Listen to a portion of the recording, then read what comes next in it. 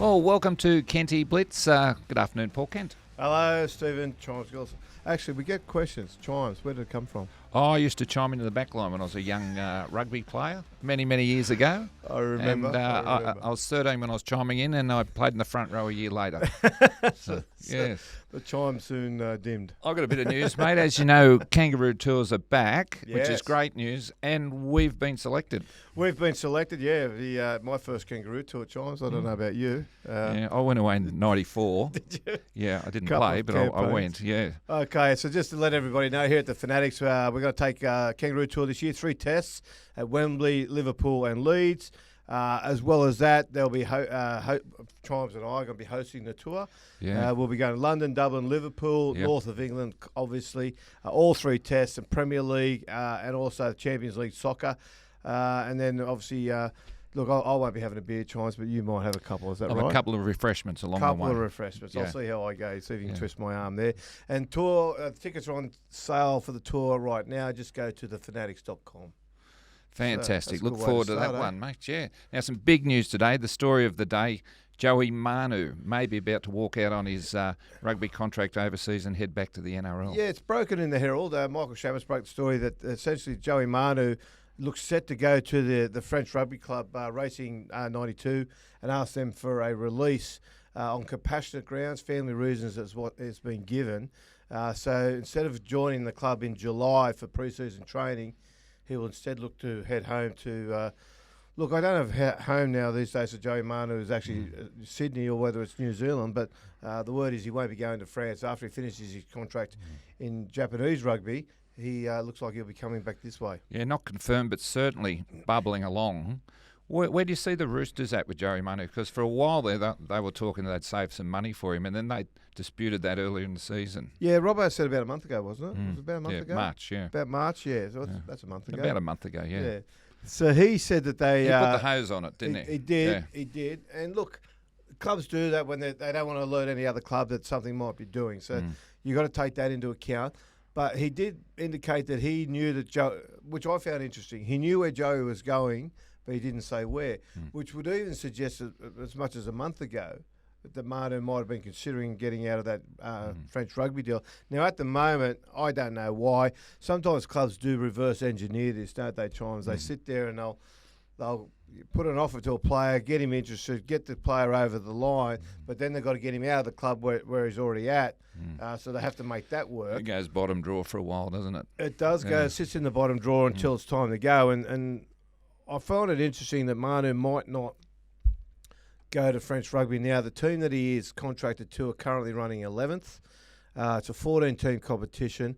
But in the competition, the bottom 2 teams, so with 13th and 14th, get relegated. Now, that puts his team currently running 11th in some danger of relegation. I don't know how they're going injury-wise, and I don't know whether they've got some big games coming up that might further scare them and essentially make Manu think that even though they might be 11th currently, it's actually looking a little bit worse. And he might just not want to play second division rugby. The story suggests that family reasons are also a part of it. Yeah.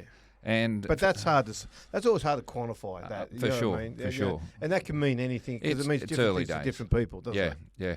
What about the Warriors? I've got a sneaky feeling that they're going to go real hard for him if this happens. There was a little bit of a talk around, I reckon, I can't remember if it was late last year or this year, that the Warriors were very keen on him and they were keen to go after him once he finished in rugby. That said, though, if they've gone and pulled the trigger a little bit, as we suggest they could, and to your point, put the contract in the bottom drawer and just let it sit there until the time's right, that could be the case because they're after a fullback. Then he certainly fits the bill. He's from New Zealand heritage. He has said he wants to play for the All Blacks. It's a dream if he has to play for the All Blacks. And there's a World Cup coming up in 2027. And to get there, I'm trying to find out the qualification rules. The rules used to be you had to play the season before the World Cup in New Zealand to be considered for selection. So if that's the case, then if that's still the case, that would make sense that he's going back now to play 2026 in New Zealand to make the All Blacks for 2027 World Cup. Can you forecast how quick this one might unravel? No idea. No, Right. no. Look, I don't, because I don't know if anyone's in a real hurry because it's not for this season. Mm-hmm. He's still got to get released. The French club has to actually still let him go, and I can't see him. Look, he's not going to be short of phone calls, is he? No, But quality. I just don't think. I don't think there'll be a time frame on it. It's all dependent upon the French team now giving him the release, I would imagine. Yeah. Change of pace, Kenny. Reid Mahoney, suggestion that he'd been shopped earlier this year. Those rumours are gathering momentum as well. Well, yeah, they're breaking that story out now that he's been shopped. The thing about that, I just, it's sort of been portrayed that he's on the nose with teammates at Canterbury. I don't believe that for a minute. I don't think he's on the nose. I think they love playing with him. Every team likes a bloke with a little bit of shit in him. You know what I mean? A little bit of just niggle and gets under the opposition's skin, that sort of thing, which Reid Mahoney does better than anyone in the game at the moment. Fantastic competitor. But they had shopped him to the Cowboys earlier this year once the Cowboys knew Reece Robson was going. The Cowboys said no. They're looking. I think at Billy Walters actually to have a bit of or Tannen Boyd at the Titans. Yeah. So that's a couple that they're looking at. I think to try and get up there in North Queensland. But it's interesting that the Dogs. I like the way the Dogs are operate. They're so subtle with their management at the moment. Their player recruitment. They've put it out there. They've tried to just gradually make it really simple transition. Yeah. They've got Bailey Howard coming through, who's going to be a hell of a footballer. Yeah. They need to find, I think, room in the cap for him. He's a young kid on the way up. Reid Mahoney obviously is nearer the end of his career than the beginning. So it would have been a nice exit.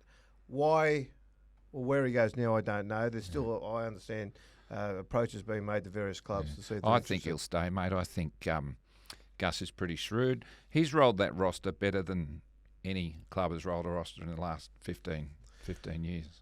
100%. Yeah. In fact, I'd be surprised how many players when he first took over, 3 years ago, in the top 30 would still be there. No, not too many. There wouldn't be 5, I can tell you that. No, and they've unearthed some stars of the future, and they've been winning without 3 or 4 of their best players. Yeah, they are. Look, I think I put it down to Cameron Serraldo's coaching. I think he's a genius. The way he's been able to transform teams. He did that with Penrith. The blueprint that Penrith operate off was put in place by Serraldo, and he's taken that to Canterbury. The other thing I think Canterbury are also doing at times, I'll throw this out there, is I think they're really going hard after Lockie Galvin. Right. Phil Gould came out the other day on television and said clubs would be mad to spend the money. You're laughing already. No. Clubs would be mad to spend the money that's been talked about with Lockie Galvin. Yeah, so he's lowering his price. Not only is he lowering his price, I think Gould's got such a reputation within the game as being scare a few off. Astute. Yeah, so I think whatever look, of course you're worth what people are willing to pay. Okay, but with all this hysteria that went around about Dylan Brown's payment to the Knights, and all these people criticising that, saying he's not worth it, and the Knights have been a little bit burned by the criticism of it. Okay, so then they put out Lockie Galvin. Okay, we're going to pay a fortune to get him. And the criticism that could potentially come on top of that, I think Gould has sat there and basically taken advantage of that and just said, look, the money's crazy. Meanwhile, I think Canterbury are in the conversation for every dollar of that worth. Yeah. It surprises me that the Tigers haven't done a deal yet. I don't think he'll take it. Yeah. I think they're trying to get a deal done. I don't know how far it is. I know they've certainly spoken about and Shane locking him up. Richardson's a good operator, knows how to get the deal done, and it hasn't happened. I don't think it will happen. Big question mark there for mine. I think he's gone. I spoke to somebody the other day who declared to me, who's very closely associated with the Tigers, declared to me that he won't be there for 2027. He's got this year and next year on his contract. So we'll wait and see. But I just like the way Canterbury are playing. It's like the Leo Thompson. Let's remember, Gould came out and said not interested in Leo Thompson. Everybody thought, okay, well that gets Canterbury out of the dogfight. And then 2 weeks later, they announced they had him. And I just think that the way they operate, they're just very shrewd. Yeah. Hey, Dean Withers has come out with an interesting concept. Rep teams. I don't like it at times. So he's come out and look. I reckon 7 or 8 years ago, maybe more now. I was with Dean Withers and we went out to Alice Springs. Yeah. And we were out there just to basically help the Indigenous kids. They don't have an ideal family life, a lot of them out there. And his care and concern for those people is so genuine, and the help he gives those communities is really wonderful. So I don't question his motive in any way. I really admire how he takes those steps for the Indigenous people. Yeah. But he wants this idea that the Indigenous team should be able to play in things like the Pacific Championships and things like that, as a way of promoting the culture and the Indigenous game. And he said, his argument was, in recently last year, a lot of players like Cody Walker, Josh Adokar, were on the sideline sitting, or on the couch at home, watching Australia play, things like that. So he said, why not just put a team of Indigenous people in the Pacific Nations, Pacific Championships? While it sounds wonderful, it's just got hairs all over it. And I just don't, it's not a track I think we should be going down. And while I think his intentions were pure, I think the execution of it will not work out anyway in that manner. So what's Mal Meninga's stance on this? Well, Mal's come out I think Mal was wonderful. Mal came out and said, I think basically we're Australians first. Yeah. The problem you're going to have with something like that, Chimes, is if, for example, the Kangaroos go away this year, and Tonga and Samoa and whatnot are playing later this year as well. So the Kangaroos go to England to play against the Poms, and if we say, well, you know what, let's put an Indigenous team here and make them have a little competition, or let them have a little competition against Samoa and Tonga and whatever. All the Indigenous players that Mal wants to pick for the Kangaroos, which should be the priority, they are suddenly in a quandary because they have, on one hand, the highest honour, which is supposed to be to play for your country, which is a representative of everybody. But then they also have this commitment to their own people, and they want to represent their people. And I just think it puts players in a really unfair position. That's the first thing. The other thing too is you have all this racial diversity we've got, not only in rugby league but through the community and through our lives. Everybody's motive is to try and close the gap. That's what we talk about. Try and get rid of it and bring us all closer together. I actually think this pushes us apart. This forces people to take sides, and then we're seeing it now with the Origin eligibility. It forces people to take a side. Then it forces you to defend your side because you want to get in the conversation with someone who doesn't feel the same. And so suddenly those, I would say, explanations or reasons, they start to become sort of set in concrete. They become hardened, and people just don't want to move because they don't want to lose the argument. And then suddenly you've just created this whole problem that we just didn't need. Yeah. Does Dean's idea go as far as an Indigenous team playing in a World Cup, possibly? He didn't push it that far, Thomas, but the thing about that is that's inevitable that's where we would eventually go. If, for example, the NRL said, that's a great idea. While the Kangaroos go away, let's put an Indigenous team in the Pacific Championships.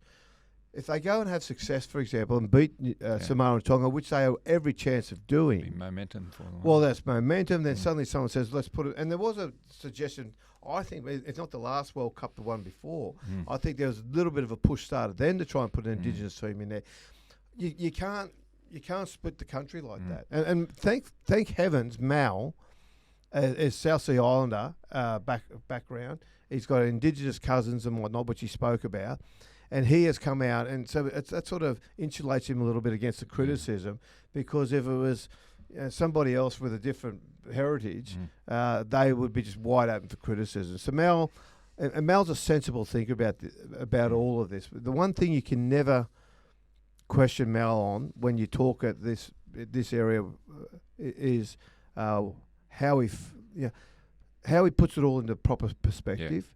He really does sort of take all the hysteria out of it, and he just puts a common sense argument around it, and it would really do everybody good to just sit down and just say, you know what, as an authority here, as an immortal of the game, as an Indigenous person, as the Australian coach, let's just make him the North Star and follow him. Now, you know sport much better than me. I wouldn't go that far. Did we once have an Indigenous cricket team that went to England? They did. They did. But look, there's been Indigenous teams and representative teams in other areas too. But they've all become not in place of Australia, of full representation for Australia, and that's what this threatens to do. Yeah. They've picked teams, and in many ways, it's much like picking a regional team or a representative team or something like that from a certain area. It's there to sort of foster that camaraderie and that competition and all that. Every year already, we get the Koori knockout, and we get everybody from bush footballers who play in third grade out in the bush to blokes who have played for Australia in the NRL. So you get all levels of player out there, and that promotes the game tremendously. And they put on a great little carnival over the weekend and all of that, and that's great. Yeah. But you can't be forcing players to make a choice between national representation and an obligation in some ways to represent their own people, because they'll get some criticism if they say no. Change of pace, mate. I want to ask you about the salary cap. Is it doing its job? Is the competition you working? Tell me. What do you think? You tell me as a player agent, is it doing its job? I don't know if it's so much the cap. I think it's more about the running your business, your recruitment, your retention. I mean, the cap fits. If you're doing those little things right, it works. Well, Andrew Abdo, the chief executive of the NRL's come out and basically had a little bit of comments of different people that the cap is working and that the fortunes of Penrith and the Roosters at the moment shows that it's working. Okay. Well, you got to say it's fair. Penrith, from their grand final squad a few years ago, there's 10 players left in their club. Yeah.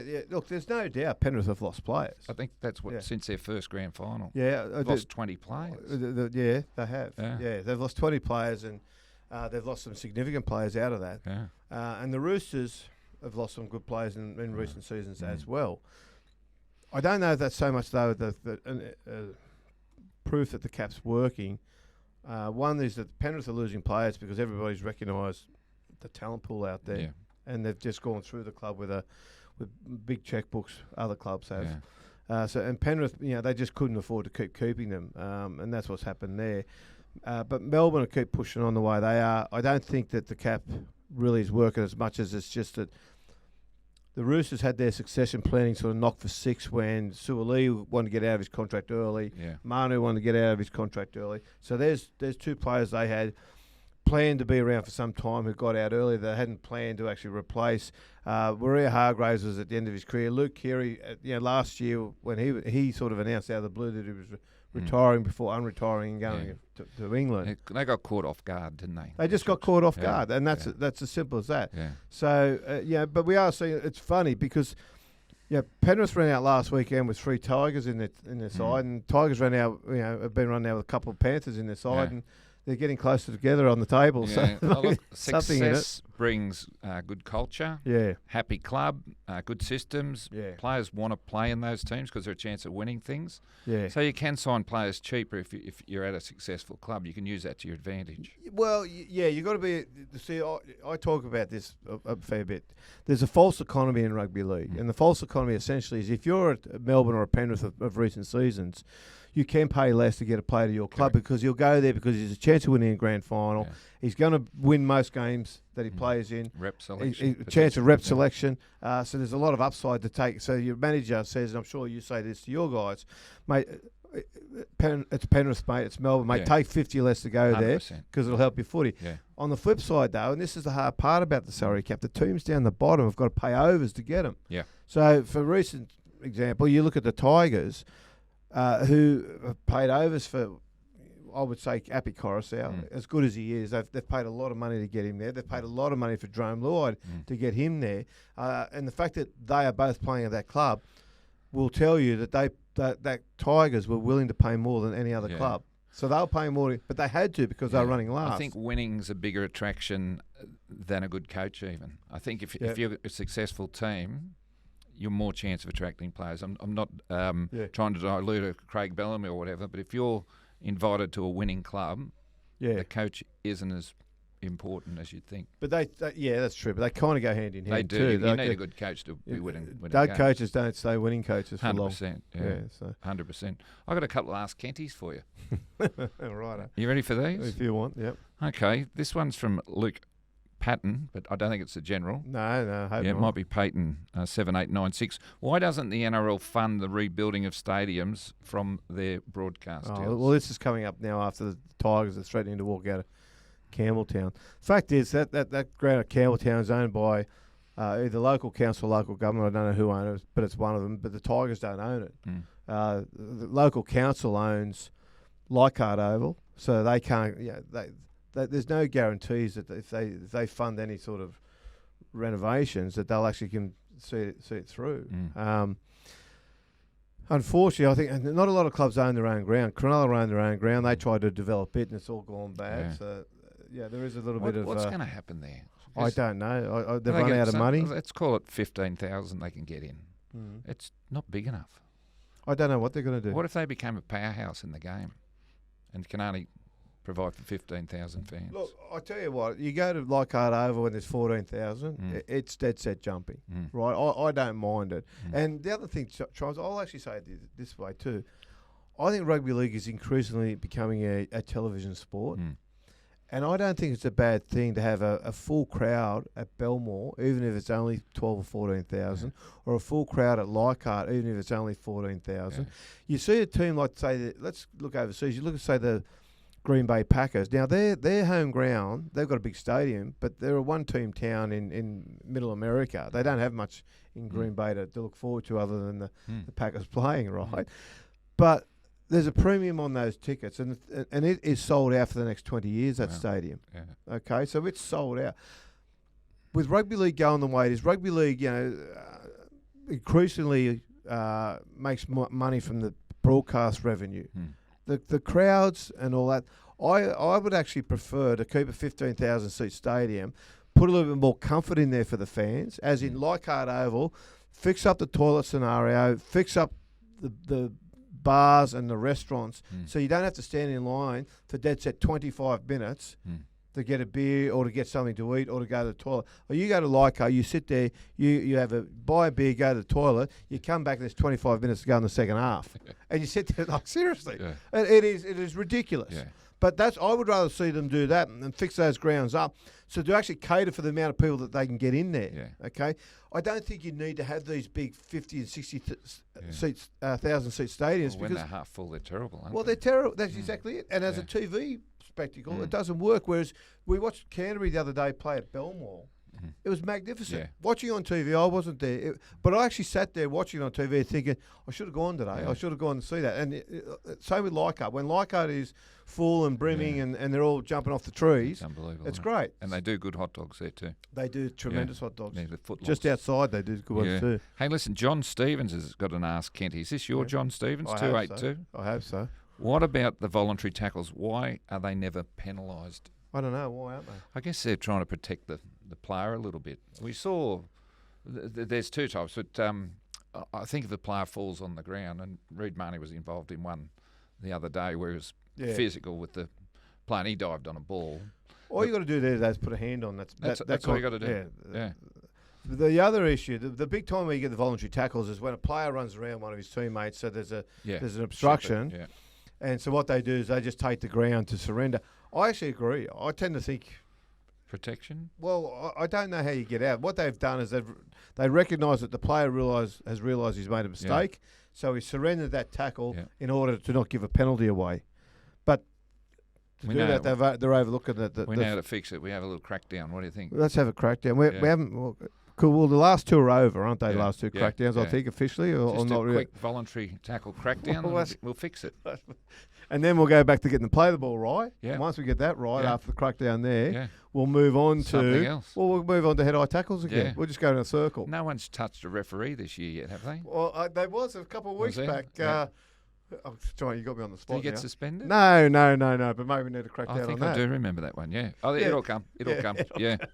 Hey, this weekend's rounds, mate. Let's quickly look at the games. Yeah. Tonight, Penrith and the Dolphins. Should point out, I don't think there's a game in Sydney this weekend. Yeah. Isn't it funny? You talk about when they bring the Dolphins in, everyone says, oh, that's great. That means there'll be a game every week in Brisbane that they can go and watch. Well, we've got 9 Sydney teams, not one game in Sydney this weekend. Yeah. They're all playing away, and Bulldogs have got the bye. Yeah, look, again... So what do you do if you want to take your kid to the footy this week? Look, we're not allowed to say AFL. But the NRL will be conscious of this, surely. Yeah, look, I think it's a question they hope it doesn't get asked. But I'll say also this, Chimes, I don't think people just go to the footy for the sake of going to the footy.